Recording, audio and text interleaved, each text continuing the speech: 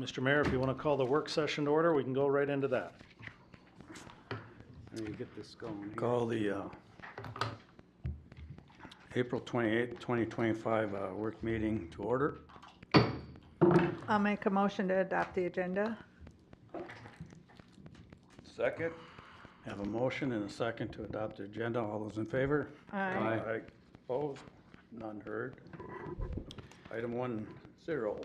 So, Mr. Mayor, we have a few items to discuss this evening under the work session. We may not be able to get through all of them, but we wanted to make sure to have Jerry here to go through the top three, which are pertinent issues as it relates to a new fire chief eventually coming on here. So one of the goals is to kind of get things in order for them so they know where they are when they come in. Anyways, I'll turn it over to Jerry. Sure, Mayor, City Council, good evening. If you could just give me a minute, I'll start up this presentation since it's not quite 6 yet, right? It's past 6. It's past 6, all right. Well, there you go. So there we got that. And we will start. So tonight, I want to talk to you about 4 topics. And of course, we've talked about them probably in pieces, but this will allow us to talk to them in general. So apologize for the packet coming to you tonight. Of course, you had the topics, but this is the more in-depth information. If there's no request to make a decision tonight. However, if you feel you would like to at the council meeting, that's your prerogative. So today, I want to talk about the East Bethel Fire Department. Over a year ago when I came and conducted a study, there's a lot of questions related to what does the fire department do? What do our full-timers do? Our budget is $1 million. Where does that money go, and so on? And as we've stated before, I wasn't at that time expected to come in and have an intimate review of the organization, but I have. So I'm going to give you the information that you're paying for. So the agenda tonight, we're going to talk about the duties of the fire department so you clearly understand the role of the fire department and your role with the fire department. We're going to talk about what chiefs often talk about, levels of service, what that means to you. And we're going to discuss sort of reorganization recommendations of the fire department that I see would add value to the volunteer model that you currently offer. We'll talk about daytime response. We're going to talk about, in the end, the administrative recommendation that I'm making, and then reclassifying one of the full-time positions to a different title. So the fire department began in 1959, much like the other 735 fire departments in the state of Minnesota. A local group got together, wanted to provide a better service to the community, so they started to form their own fire department. And they got a pickup truck from Willie, and they bought a 6-wheeler from the military surplus, and they ended up with a fire department. And oftentimes the fire department becomes sort of this ancillary city service that later blends into a city service. That way, in fact, when the city is actually responsible for it. But you currently operate what we call a volunteer model, which is the least expensive model you can get. But as we've talked about in the past, there's 2 definitions in state law that define a firefighter. There's a career firefighter. You pay them benefits, overtime, FLSA, EEOC, all that stuff. That's defined in Minnesota state law. And then Minnesota state law defines the other type of firefighter as a volunteer. And within that volunteer model, all across the state, in fact, all across the country, it may look different. It doesn't mean you're not paid for your work. It's just a definition under state law. You're not full-time. So because they're not full-time, your citizen responders typically have a full-time job. And because of that, they're only responsible for, or only able to respond to calls during a certain time frame. So we have broken our time frames down. 5 a.m. to 5 p.m. is the day shift. And then 5 p.m. to 5 a.m. is the night shift. So if you work during the daytime hours, the volunteer says, I can respond on the night shift and on weekends. And the fire chief is the one who determines the good standing of the firefighters' participation based off the hours they can work on that shift, okay? The same is true for the daytime. I mean, we have paramedics who work for us, law enforcement, maybe there's a nurse, different people who work just odd shifts, or they work night shift, and they are able to respond during the daytime. So our volunteer model allows the volunteer to be paid an hourly rate. The first hour is paid at the hourly rate no matter how long the incident is. So most of the incidents are 25 to 35 minutes long, but they get paid for that full hour. Any hour after that hour, or any time, would be paid the next hour rate, all right? Then they're hourly. And as you know, they're also paid a pension. So the city puts, I believe the city puts in $14,000 a year for the firefighter pension. And then 2% of all insurance premiums in the responding area goes to the Department of Revenue and turns around and comes back to the city of East Bethel, which in turn is then given to the Relief Association. The Relief Association is a nonprofit organization run by the same firefighters who are on your team as employees. And they manage their own account. We currently have ours managed through the para system. So typically as the village or the township grows and there's more levels of service and it's hard to find volunteers to volunteer, they start to, as more laws come into place, as technology advances, as more stations need to be in place for better response time, they start to think about adding a full-time chief. You did that in 2007. At that time, there were 3 stations here. In fact, the mayor was quite responsible for a lot of those stations being constructed at the time. At the time, there were 570 calls when the new chief started, and we had 35 firefighters at the time. So today, you have 3 stations. The value is low of those stations because we're going off tax base value. But if we were to tear those stations down and reconstruct them, you're looking at about a $24 million fee to rebuild the stations. We have 2 full-time positions. One is the fire chief, who's been here since 2007. And 5 years ago, or a little bit, you added a fire inspector because of the growth. Typically, a fire inspector enforces the Minnesota State Fire Code. That is in the definitions of state law.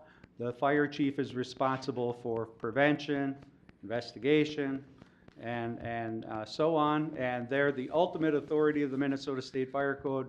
But in an effort to minimize or assist with the span of control, they hire an inspector. Inspector is a very technical position. There's a lot of, it's like your building official. Once the building official gets done with the new building, they issue a certificate of occupancy, and it gets handed over to the building code for the rest of its life. Unless there's another permit that's opened up in that same building. Building code and the fire code work hand in hand. We currently have 27 on-call firefighters. We've lost a couple since I've been here for life issues. Our newer staff, 2 of them have left. We're aware of some who could retire at the end of the year, 3 to 4, because they want to retire. We have members that have been on for almost 2 years, and we have members that are on the East Bethel Fire Department for 44 years and 37 years.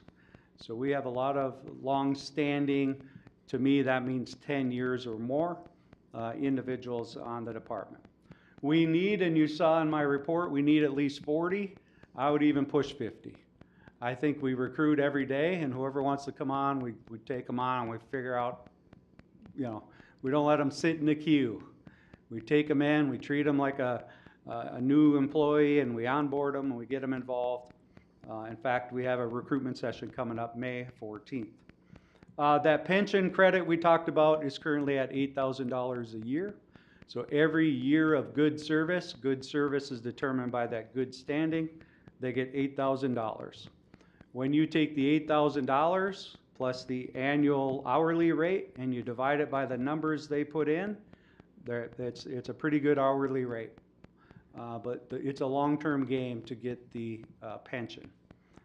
Of course, we're seeing in the generational differences of today, someone like me who joined for service and wanted to do the job my whole life, it's a little different today because time is the new money. And a townhome is $450,000. So getting a higher level of hourly rate for our newer generations coming in is going to be something really important and something that I'll discuss with the new chief when they come in. It isn't uncommon to see, for example, Forest Lake is over $30 an hour right now for their on-call members. We start at $16 an hour. And their retention is flat, meaning nobody's leaving. So if you start to impact the pocketbook, it's still cheaper than hiring 12 full-time firefighters, 3 shifts of 24 hours a day. So, our annual budget, we have a lot of equipment. Most of our costs in our budget are personnel, just like the city budget. It's the cost of hiring skill and people to manage and to respond to our calls. But it's important to know that our volunteers have full-time jobs. They go to soccer, they go to hockey, they like to hunt, fish, go to the cabin, everything we all like to do. And they do it in their after hours. So as I've said in front of you since I've been here, it's our job to make this easy for them to participate in. And as our community grows, so should our focus on how do we keep people here without burden them with a ton of calls and a ton of requirements, but still provide a quality service. And this team does that. So in your handout, you'll see in the first packet, you'll see the East Bethel duties and responsibilities. I took the time to list everything that we believe we do in this department. The fire department is the largest department in the city, and if you look at all of the stuff we're required to do, like not only respond to calls, but 2 individuals in the fire department along with 2 volunteer district chiefs and the officers have to manage 35, 40, 45 employees. And because they are employees, we have to think about their safety and the OSHA rules. We have to think about FLSA, and we have to, all the other rules we think about just like our city administrator would. We have to manage incidents, go to incidents and manage the complexity of that.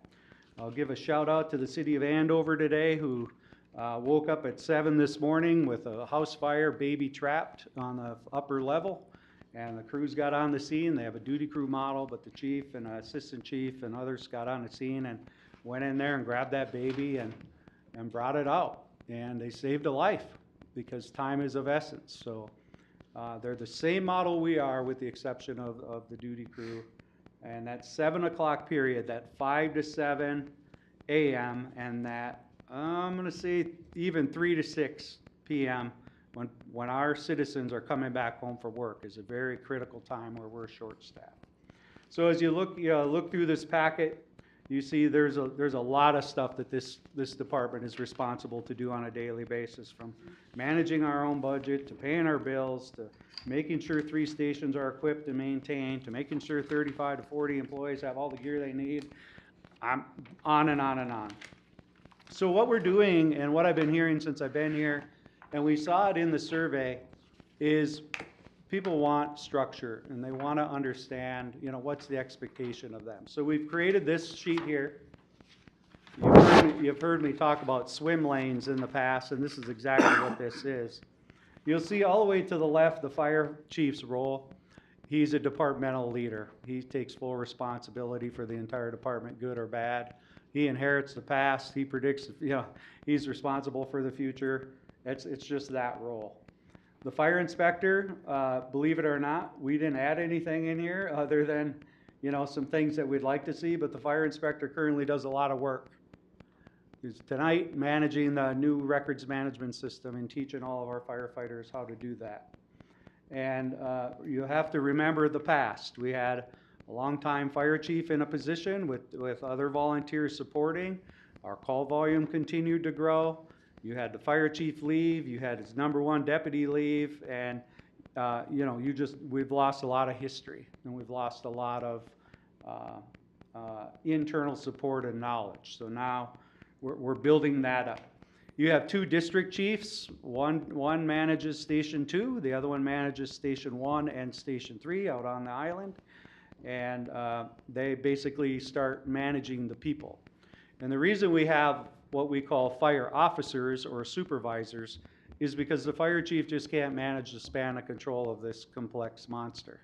So we put people in positions to help manage that span of control. They report to the fire chief. They should meet on a regular basis. We should send them the training to learn what they need to know, because at any time when we're all sleeping, the newest lieutenant on the job may be managing the most complex incident in the city, and it may be their first one. So know that training's really important. But all the way to the right is the firefighter's role. The firefighter's role is to be a firefighter, be an emergency medical responder, EMT, focus on safety, make sure they get the location right, select the right piece of equipment, the right PPE, get to the scene, size it up, pull the right equipment, and do what they need to do, from everything from wildland fires to whatever we end up doing. So this is when we'll move into the discussion of the level of service. But when I talk about swim lanes, you think about each one of these gray lines as a buoy in an Olympic pool. And we don't need someone all the way on the right swimming all the way into the left's business, if you will.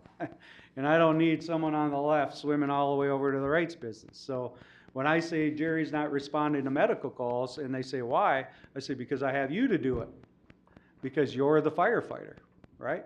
If we need a fire chief to go to every call, I would raise my hand and ask why that is. Now, the fire chief should be there to support the city and protect the city's public information. They should be there to support their firefighters on major incidents, but not on every incident. We need to stay focused on this administrative role.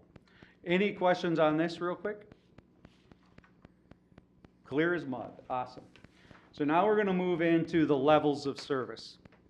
And as I travel and work with organizations such as this, I often hear my colleagues say, the council doesn't know what level of service they want to provide. And I say, exactly.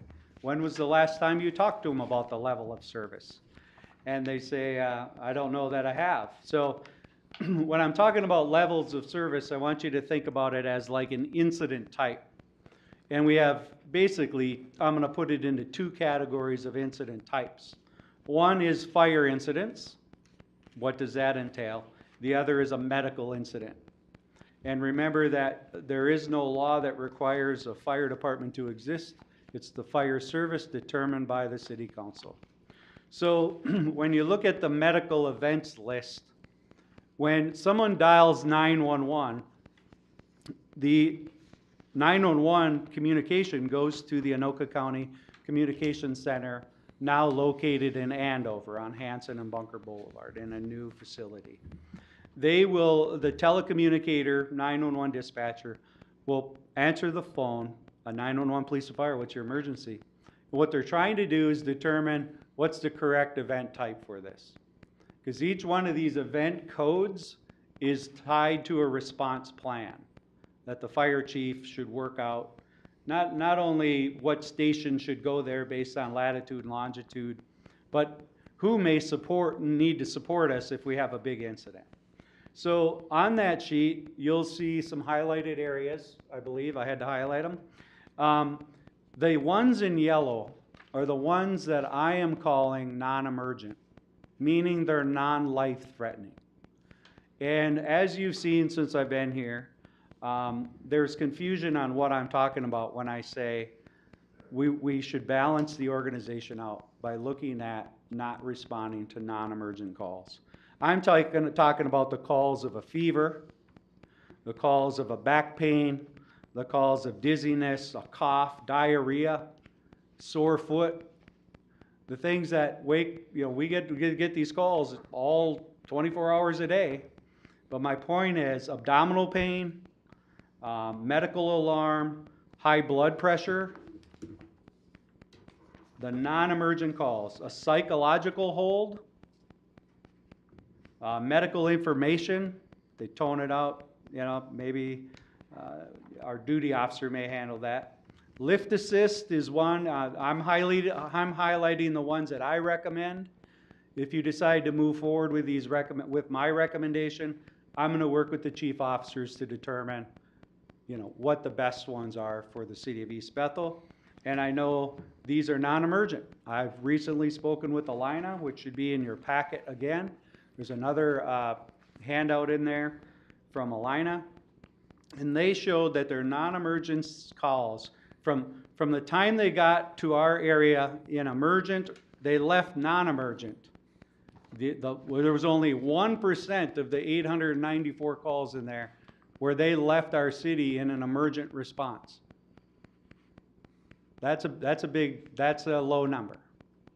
And there's some confusion of maybe the first meeting I had where Alina was up here and the sheriff's office were up here. They weren't saying they don't want us to go to calls. I've talked, or didn't want us, that they couldn't handle it without us. Of course, they'll take as much help as they can get. What I'm looking at is the comparison between a volunteer's time and what we're spending our time on. And because time is the new money, are there things we can do to balance it out that are going to have minimal risk in order to give them more time? Lift assist is one of them, and like a tube out, like somebody's got a chronic care and a tube. But what you don't hear me say we shouldn't go to is like an allergic reaction, an assault, a severe bleed, choking, breathing difficulty, not breathing, diabetic, someone drowning, electrocution, a medical fall 3 times their height, a fracture, a heart attack, an OB, a medical priority of any of the others, a medical seizure, a gunshot wound, a stroke, an unconscious or a slumper, someone in a car that passed out. I'm not saying don't go to those. We will continue to go to those. In fact, I'm speaking with Mark and the sheriff's office, Alina in the sheriff's office. We're going to open it this way. If you need us, call us. But don't immediately tone us out. If you get information along the way that this fall turned into a fracture, call us. We're going to come right away. But at 2 in the morning for I'm feeling ill and my doctor told me I should come in by ambulance because I don't have a ride, there's not much we can do with that. In fact, we just disrupted the whole day's sleep of a firefighter who's supposed to be focused at work. So my recommendation is, related to the medical calls, is the fire incidents are the responsibility of the city. You can't give them away. You can hire someone to do your fire service anytime you want, but they're the only people in town that can go into an immediately dangerous to life and health environment. They're the only ones that can wear those air packs you see with the mask that have almost $10,000 in gear on, with the air pack and the radio and everything. So the fire incident are the only ones in town that can do that work. And in fact, since 1959, you've been hiring people, you've been building facilities, you've been buying expensive equipment, you've been doing all kinds of training and so on to ensure that you could deliver this service to your community for many years to come. And you've been doing an awesome job. And like I've told the candidates who've called me to maybe be the chief, I said, it's an awesome department. It always has been. That's the only way I've known it. And because the city grows and because times have changed, especially after the pandemic, because time is the new money, it's time to regroup, focus on what's best for East Bethel right now. Because I guarantee you anything you reduce in calls right now is going to creep up to that level in the future with this city. Because the city's going to continue to grow. What we're going to talk about too in a little while is the daytime delivery model versus the nighttime delivery model. because it's changed. So we talk about service levels related to medicals. Medicals by law are under the medical director of Alina.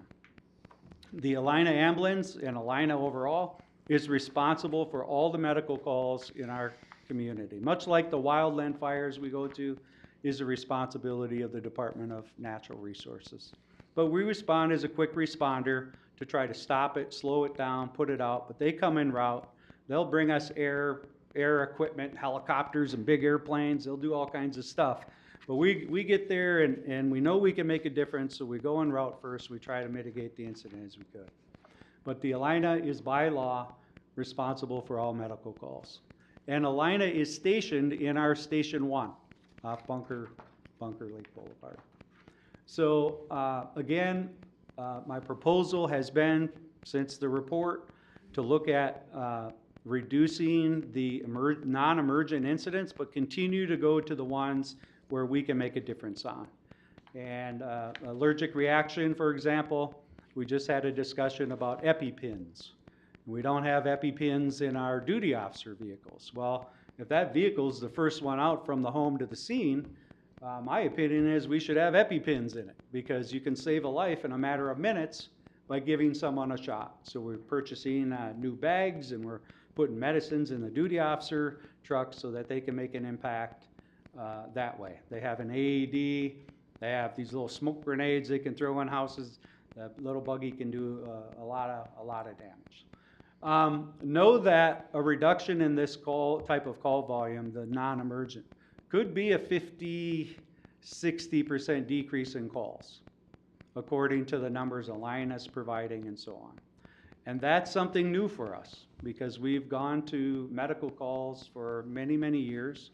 I can't find anything in our history, and of course the mayor is going to have an opportunity to speak on this, but I have not found anything in history where we've been in front of you to talk about what type of calls do you want to go to.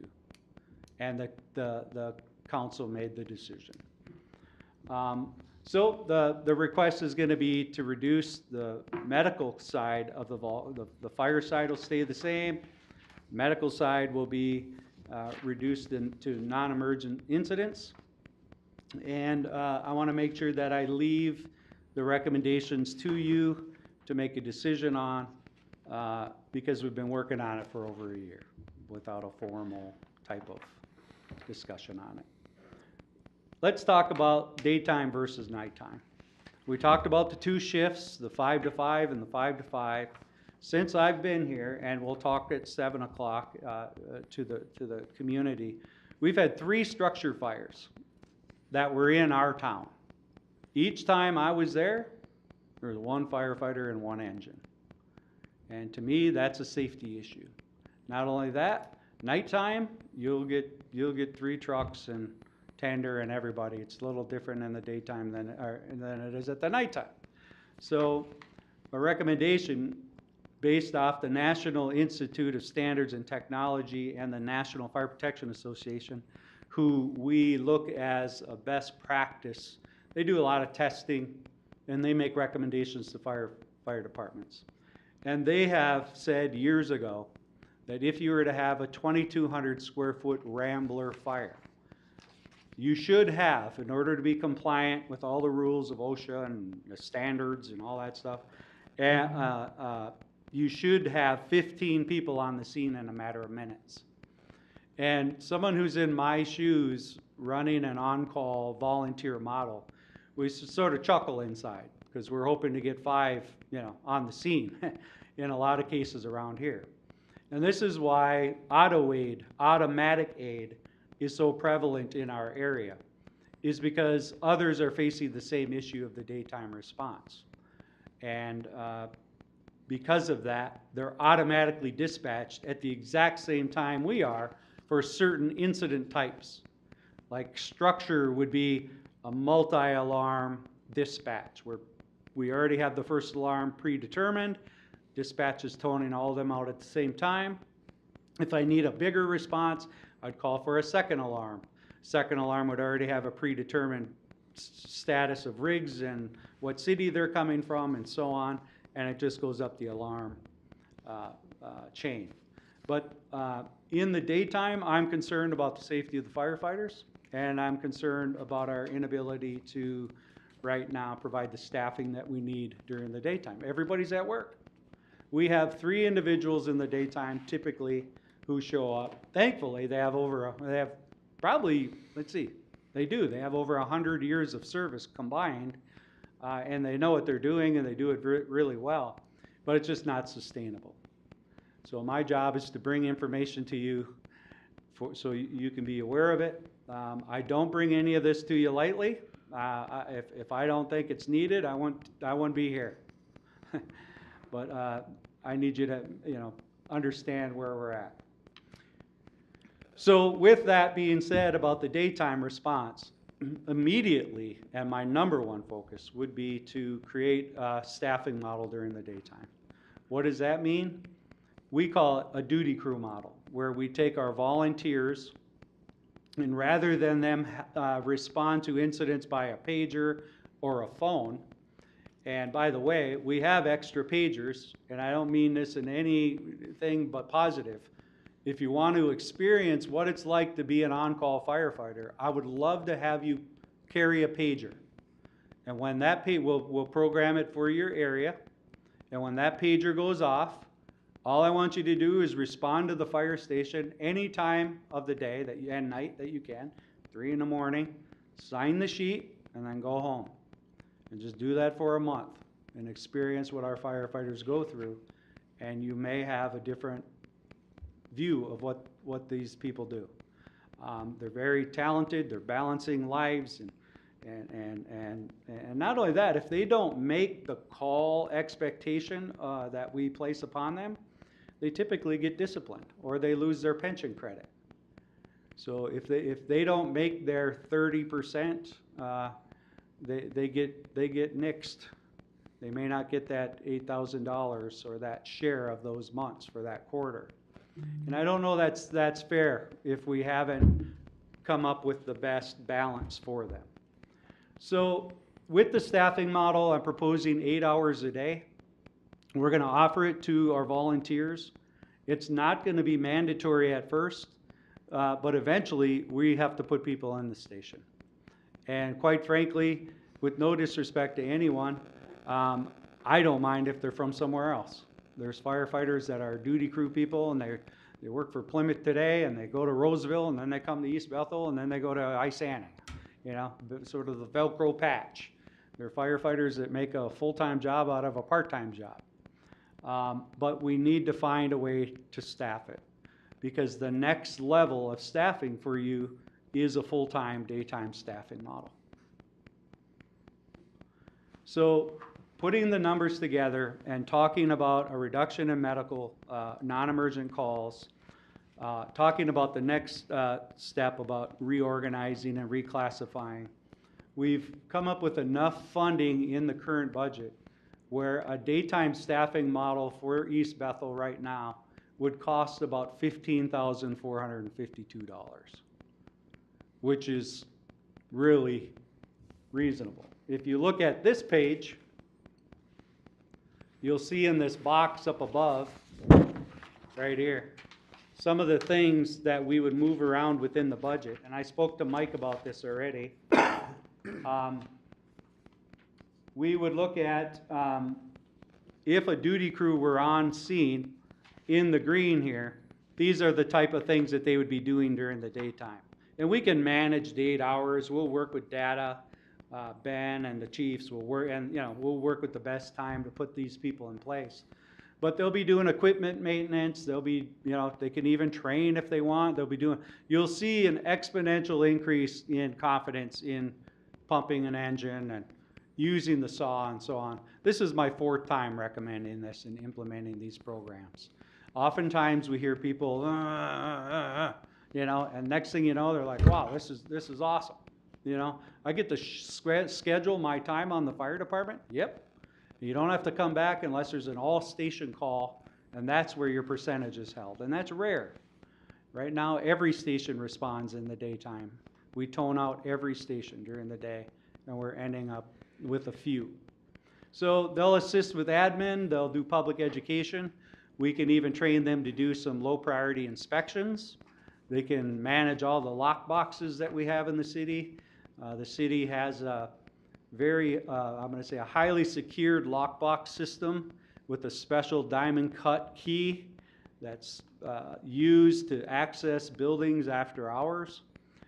Keeping those lubed and maintained and making sure those keys actually work. And what that does is it gets us into the building quickly, but it doesn't require us to smash their window and door out to go check on a smoke alarm or something. So it gives us access to different doors and so on. They can do that. They can go to the senior center and do blood pressure checks. They can do fire safety stuff. They'll come in every day and do station inspections and make sure the truck works and make sure the water's flowing and so on. And then they'll be assigned duties every day just like you would as a firefighter. They'll be in uniform. If there's a call, the chief can take a breath knowing there's at least 2 people on a truck within a matter of a minute responding to the call. And the chief can get on the truck and the fire inspector can get on the truck, and now you have a crew of 4 who can make a huge impact on the incident in a matter of minutes, rather than waiting the 6 to 10 minutes to get to the station, assemble at the station, and then go out the door. So it greatly enhances the daytime response time, and from our estimated cost, 15 grand. That's a pretty good deal. And what you see in here too is the total cost for the duty crew, $93,632. That's 2 people, 8-hour day. But with the decrease in calls, with overtime, maintenance nights kind of thing, we will be at $78,000 in savings to give back. And the next step I know to be true. The next step, if you decide to do till 10 at night or whatever it is, or weekends, you start to add more costs. Weekends will probably cost you, if you did a daytime weekend, probably cost you 30 grand. If you did a 12-hour, it's going to be 50-something grand. But communities are moving to weekend duty crews as well. I'm not proposing that here because it gives families time to be together on the weekend. They go to the lower priority calls, but in any duty crew case, the major incidents are toned out just like they are now, but we know there's 2 people going. So that's the duty crew model. I would like to start that as ASAP. Our new chief, of course, will be involved in all this too, and aware of it. But we can't continue to not provide the safety and the service just because we're waiting another month for someone to get here. And this has been a year discussion. And finally, in order to reclassify a position that is doing more than what we believe that position's doing, and I heard that when I first got here a year ago, that the fire inspector does fire inspection stuff, but you may recall me speaking to you. I spoke to that fire inspector at one time. I said, how much do you actually work on fire inspection stuff? And at the time, he said about 30% of the time. And he's doing a good job. I've looked at every one of the inspection calls. I've looked at the buildings they go to and what he's doing, the follow-up. It's in the records management system, but we don't have a ton of buildings. But what he's doing on the back end is a lot of work that the chief would normally do, and a lot of work that we could share. So I'm asking to move the fire inspector position to an assistant position, and you can do this anytime, or you can wait till the new chief gets here. But again, that was in my report. I just see it much more clearer now that I'm here every day and I'm witnessing what's going on, and I fully understand what's going on in the organization. So those are my recommendations. I'm requesting to, 1, reclassify a job position. That reclassification would put that individual into the operations mode, responding to calls 24/7 in a buggy. It would take away the overtime budget because they would be classified as an exempt employee. That overtime budget would be used toward the duty crew. And duty crew would be providing a better service right now at the cost of about 15 grand if we validate everything we decide to change and so on. So any questions from there? Jerry, I just got one question. Okay, on the calls, how long would it take you to put that together where we could reduce the calls? Yeah, so I would want to work with the chiefs right away. If we could get that done right away. I would say, you know, give it a month. We could have CAD. We have to go into CAD and talk with dispatch, basically off their schedule. Probably no more than 2 months. Okay, because what I see with the numbers that you put together here, that, I mean, it saves us money by getting a duty crew and having people available to answer calls. And a big thing is safety. We can't have one person on an engine show up. I mean, we could have 3, 4 almost right away. That's important to me. So, I mean, I'm in favor of this big time. And if there's no objection, I'd like to have it added to our council meeting on new business, under new business, to get this moving as soon as possible. That's my opinion. Okay, and I want to say I agree with almost everything you've said. I agree, especially on the medical calls, the non-emergency ones. I thought it was crazy that people were calling in for ab pain and they could carry themselves to a doctor. I carry myself. I carry my kids to the doctor for years, and if they can't drive, there are medical transport companies, and if we need to, we could make it public, all the different ones that are available for people to use. Mm-hmm. Because I also think actually that some of our free services shouldn't be free, but I think there's a law that they have to be. I do have a question on this 8-hour daytime. Is that going to help our firefighters get their 30% easier, or is it going to make it more difficult? So that's a great question. So the daytime firefighters would go to hourly, like you need to make, for example, don't quote me, but 12 hours a month on a duty crew. And 40% of any all-station calls, which would be the big calls. But we would change their good standing by changing them to an hourly response. Now, the question I get too is, what if I'm nighttime and I want to work duty crew? Love to have you. Come. Well, do I get credit? Yep.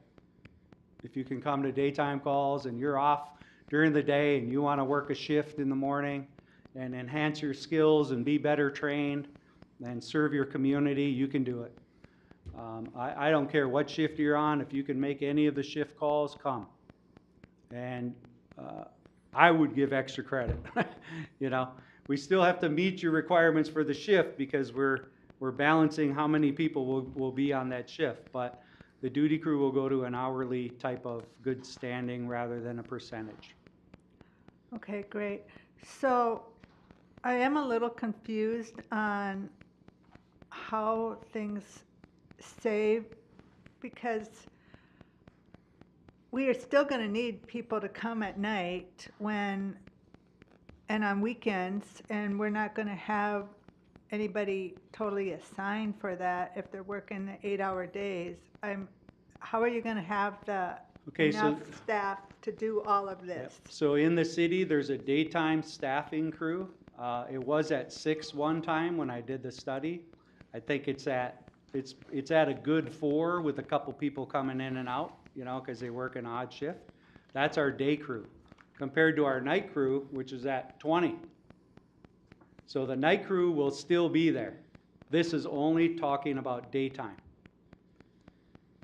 It's only talking about a 8-hour shift in the daytime. Okay, so how is it only costing that? I guess only costing the 15,000. Oh, because up here on this line, we're reducing the line item costs. It costs $93,000 to do Okay. this. However, by moving through the reduction in the non-emergency calls and reclassifying and staying more focused in different areas, we've come up with about $78,000 in the budget that can be moved somewhere else. Okay, okay, So the Got it. 2026 budget, I have pretty much done.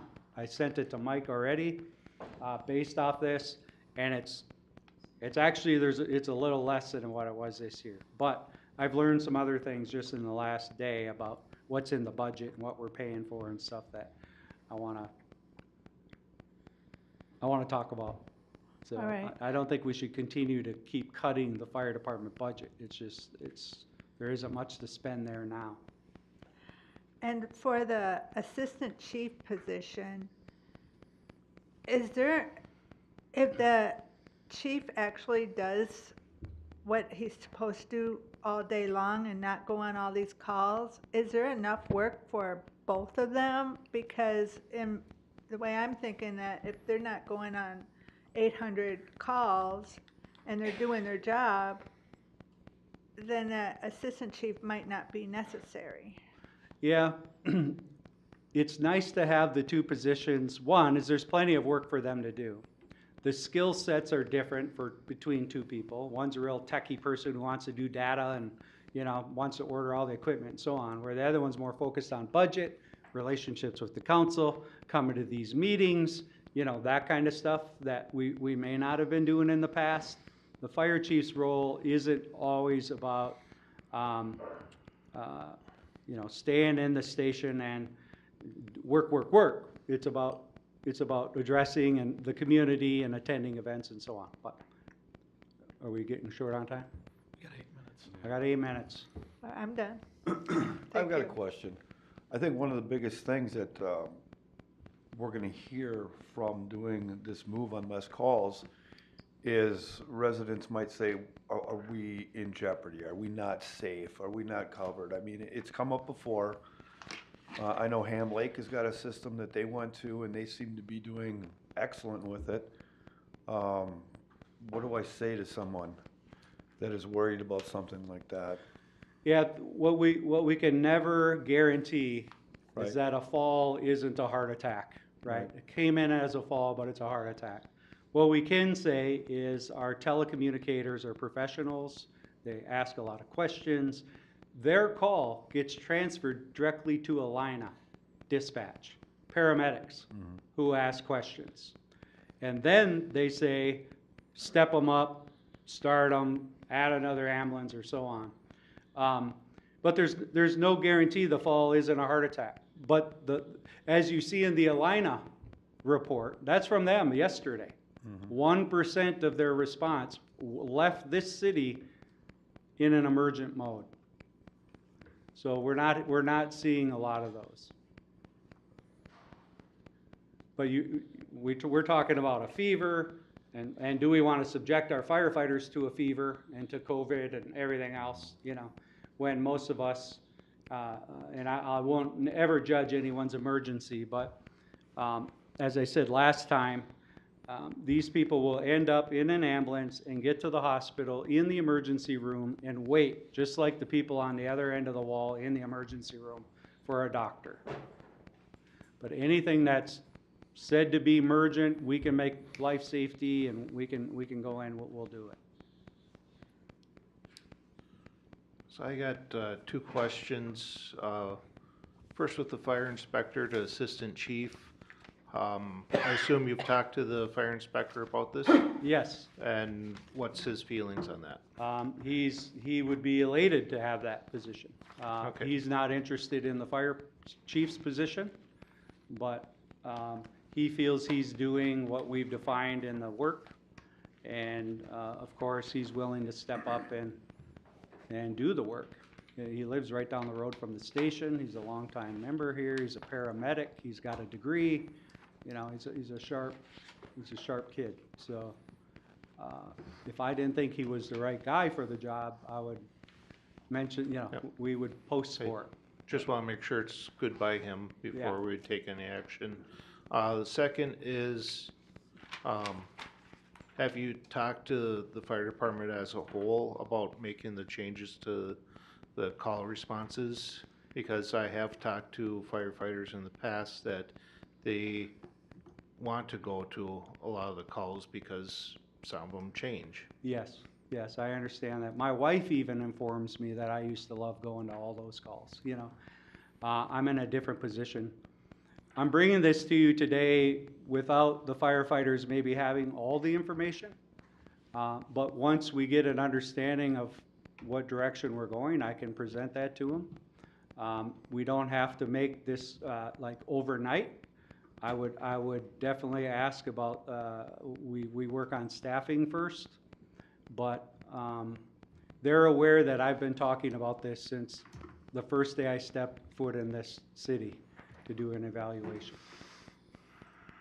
It's, I think having their opinion, because they will actually be doing the work. Absolutely, That yeah. council is telling them, well, council sits here in a separate building that Yep, does nothing there, and we're telling them, that some might have the feelings that they think council knows better. Well, I wanna know what the firefighters themselves think, and to have their input on that, and, with that may have a smoother transition to, for these changes. yes, I understand. I'm speaking to you as a professional who's been in the business for a long time, who's implemented this program before, who understands the balance of this volunteer model versus the next step. Eventually, over time, we're gonna be moving into models. And you can go back to the study that was the capstone study where it talked about non-emergent low priority calls and the number of people that said we go to too many of them. Now, you know, you three may love them and you three may hate them. So it's what's best for the community overall to keep that model as long as we can. But I certainly understand your point. We'll have more conversations tonight because I'll go back, there's training tonight and I'll go talk to them about it.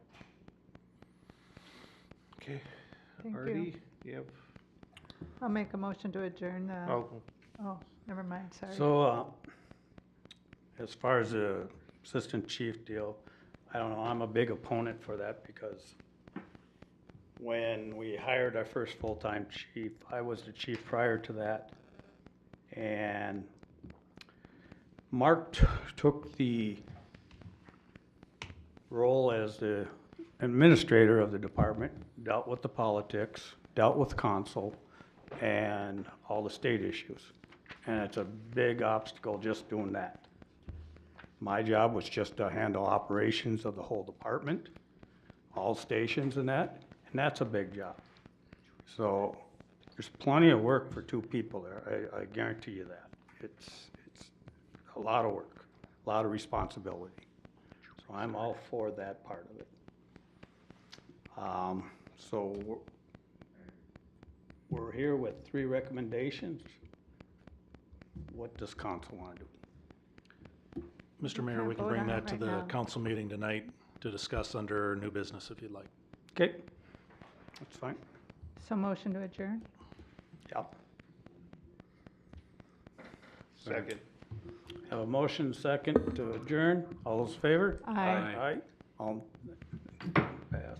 Take a couple minute break. Yeah, let's take a couple minute break quick.